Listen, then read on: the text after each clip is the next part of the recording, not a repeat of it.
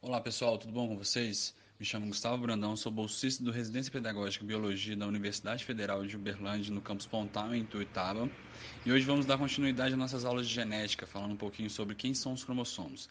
Na última aula vimos a estrutura bioquímica do material genético e hoje iremos falar um pouquinho sobre a função e como é organizado esse material genético dentro das nossas células.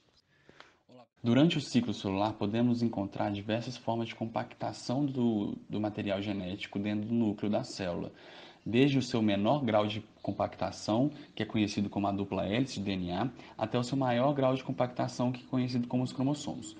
Durante esse processo de compactação, a gente tem a cromaterial genético, que é descondensado, que fica mais associado às proteínas estonas, fazendo com que elas dão mais estabilidade para essa estrutura genética, fazendo com que dê mais confiabilidade nas informações que irão ser transmitidas para os seus descendentes.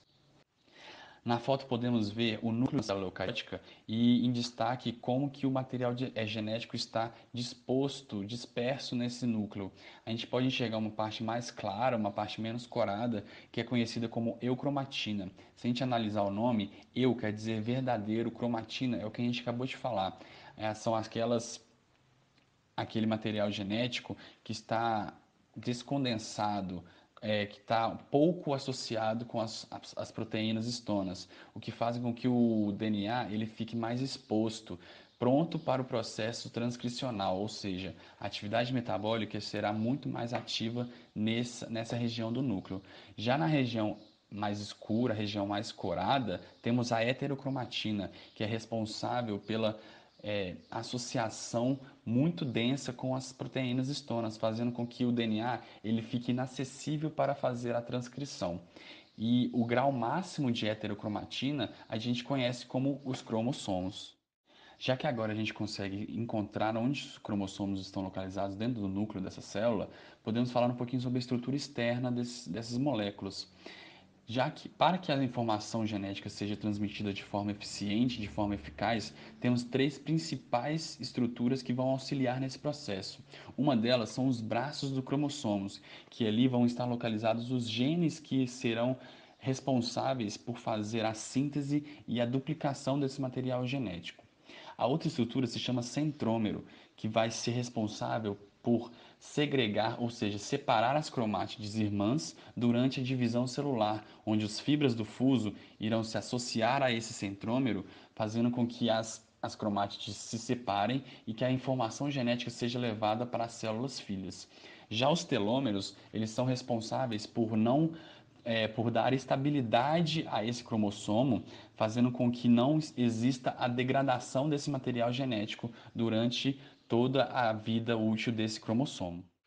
Tudo bem, nós entendemos agora quem são os cromossomos e quais são as estruturas que vão fazer com que a informação genética seja transmitida de forma eficiente, de forma fiel e que a sua expressão seja apropriada para que as informações genéticas sejam transmitidas para as suas células filhas. Mas como isso acontece? Agora nós vamos ver um pouquinho sobre a função genotípica, fenotípica e adaptativa desse material genético dos nossos organismos. Então vamos falar um pouquinho sobre a função genotípica desse material genético dos nossos cromossomos, né? Então o genótipo é aquela composição genética que irá determinar as características dos indivíduos em geral. Então a informação genética ela deve ser armazenada de forma eficiente para que ela seja transmitida de geração para geração de forma fiel, de forma com que as células filhas recebam esse material genético e consigam usar essas suas características. Então, falando um pouquinho sobre a função fenotípica desse material genético, a gente pode analisar que fenótipos são aquelas características resultantes entre o ambiente e a composição genética daquele organismo. Ou seja, os genes daquele organismo, daquele cromossomo, irão atuar em momentos específicos, em locais específicos, onde aquele ambiente estaria selecionando aquele organismo para expressar certas características. Ou seja, aquele fenótipo ele é responsável pelo crescimento e pelo desenvolvimento do organismo ao longo da sua vida até chegar à sua maturação sexual, fazendo com que o controle desse fenótipo seja feito principalmente pelos cromossomos e as suas informações genéticas que serão expressadas. Então, entendendo que o DNA é uma molécula reativa, ou seja, ela é passível de algumas alterações, algumas modificações em suas estruturas, sejam elas induzidas ou sejam elas espontâneas, feitas por agentes físicos, químicos ou biológicos, a gente entende que a função adaptativa desse cromossomo ou desse material genético é extremamente importante para a sobrevivência daquele indivíduo naquele ambiente que está inserido. Ou seja, a partir de uma variabilidade genética muito específica, a gente consegue fazer com que o animal ou a planta tenha uma capacidade muito grande de se adaptar àquele ambiente que ela está vivendo, visto que as informações genéticas que ela está carregando possam ser expressas de forma eficiente, de forma eficaz. Voltando um pouquinho lá naquela questão do genótipo, né? Por isso que ela deve ser transmitida de forma eficiente, para que os indivíduos em geral consigam sobreviver e se adaptar naquele ambiente que estão sobrevivendo. Então, já que nós vimos a função e como que é organizado esse material genético das nossas células, a gente consegue agora fazer a identificação desses cromossomos, né? Na foto ao lado a gente tem, só a título de curiosidade mesmo, os tipos de cromossomo que a gente consegue encontrar nos diversos tipos de organismos. Então, dependendo da posição do centrômero, lembra do centrômero, aquela estrutura responsável pela segregação na divisão celular? Então, dependendo da posição em que esse centrômero estará no cromossomo, ele vai receber uma denominação, ou seja, ele vai ter um nome diferente. A partir do momento que a gente consegue fazer a identificação desses cromossomos, a gente entende o que são cromossomos homólogos, que são aqueles agrupados entre si devido ao seu tamanho, a posição do centrômero e a posição em que o gene está localizado no cromossomo.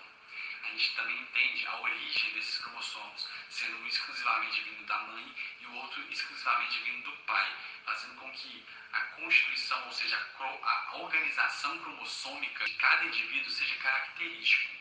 Esse conjunto desses cromossomos a gente conhece como cariótipo.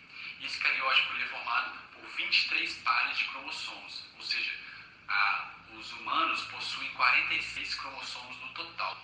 E nesses 22 primeiros pares de cromossomos a gente conhece como cromossomos autossômicos, que são aqueles responsáveis principalmente pelo crescimento e pelo desenvolvimento das células durante toda a vida daquele indivíduo.